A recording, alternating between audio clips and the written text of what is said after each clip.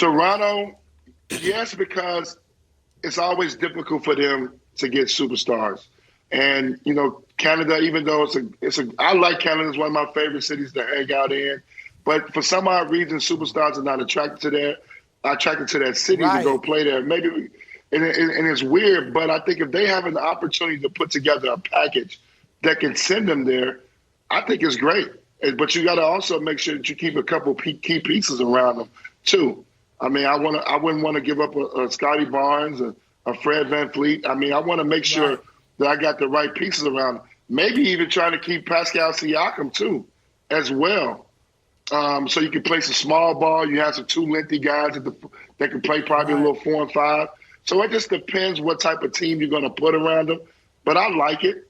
I like Toronto making a big move for them and giving us some key assets and some picks to play there, because it's very difficult for them to attract, obviously big-time free agents. And we saw Kawhi Leonard get offered everything in the world for him to re-sign there, and he moved on to L.A. Right.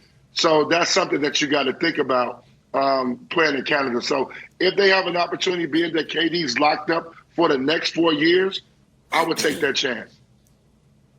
Yeah, and listen, maybe Kawhi regrets it. Kawhi had a chance to have a whole country to himself, and instead he got, second place in his own city. That's tough. Sorry, New Balance. But here's the deal, Brew. First of all, let me shout out Masai Ujiri, because the only reason the Raptors are in play here is because Masai just nailed the Scotty Barnes pick.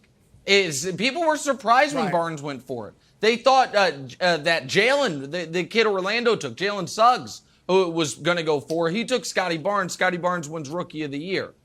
And listen, I think Toronto's a great city. And people, I know it's a different country, but barely. It's not Vancouver, where it's super far away from everything. They speak English. It's one of the foremost racially diverse cities in all of North America. People act like going to Toronto, it's like, oh my goodness, they sent me to Wembley. No, it's 90 minutes from where I am right now. So it's not, but here's the problem for the Raptors, Brew. In order to get him, I think they have to trade Barnes and Siakam. So is Durant, Fred VanVleet, Gary Trent, and OG Anunoby getting out of the East? Maybe.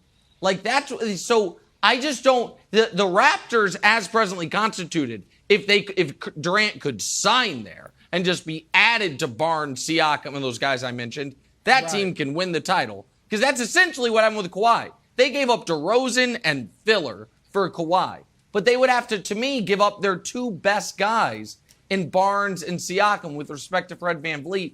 So I don't know if it would be a good landing spot for him as far as his chance to win the title. Yeah, look, if I'm the Nets, I want Scotty Barnes. Nick, I love the pick at number 4. Yeah. I loved him at Florida State. The interesting thing for the Nets is he's very similar to Ben Simmons. He does everything you'd want except shoot the three well, right? He can play make, he can defend, he's long. Now, he will shoot it. He's not afraid to shoot him like Simmons, but he just isn't good at it at this point, 30% last year. But that would be the guy I'm zeroed in on. And, Twan, you touched on this. See, I don't think KD would want to go to Toronto. And you're right, Nick. I visited there many times. Obviously, I was there covering the league. Great city. But, Twan, it's not America, and you feel it. When you're there, I'm telling you, especially as an African-American, it's a different situation than African Americans are used to being in. And I've talked to people in that organization pre-Ujiri about, can they keep African American superstars there? Tracy McGrady left, Vince Carter left, Chris Bosh left. You mentioned Kawhi. I don't think KD would be happy there, and that would be a problem. That's why, to Ujiri's credit, he's made them an international team. Right? All the best players they have tend to be the international guys, or DeMar DeRozan, Kyle Lowry, who weren't superstars. And so I think that's where maybe a Ben Simmons, if he plays well, would they be interested in a Simmons trade? Or Simmons tied to Durant? So I don't think Durant will want to go there. But if they could get him, sure. Any team with Kevin Durant is going to be in the mix. All right, I'm going to say I think he should go there. I'm not should, but I think it'd be an interesting destination for two reasons. And we talked about the leadership of the Raptors with Usai and Nick Nurse. So they've got a championship resume already. The other thing that I think is interesting, the fans in Toronto. There was not only we know all of Jurassic Park and they're outside and they're electric, but when they got eliminated by the Sixers, it was a nice little series, but we didn't expect the Raptors to win.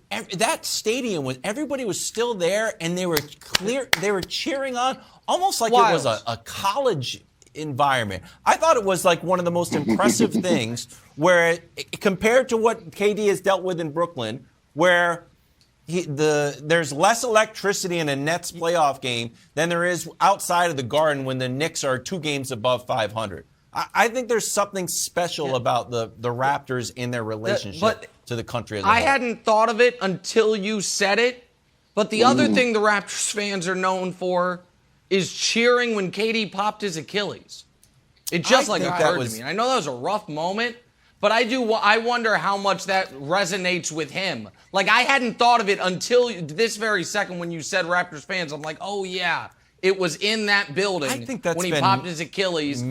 And I don't know. I don't think they're fans Raptors knew that players, he popped his Achilles. Antoine. I know it goes against your narrative, Wiles, but hey, I don't think KD liked it.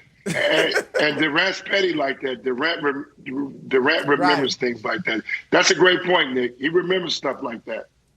Thanks for watching. Subscribe here to get the latest from the show. Also, be sure to check out more of the best clips from First Things First, or go watch a few segments from our other shows on FS1.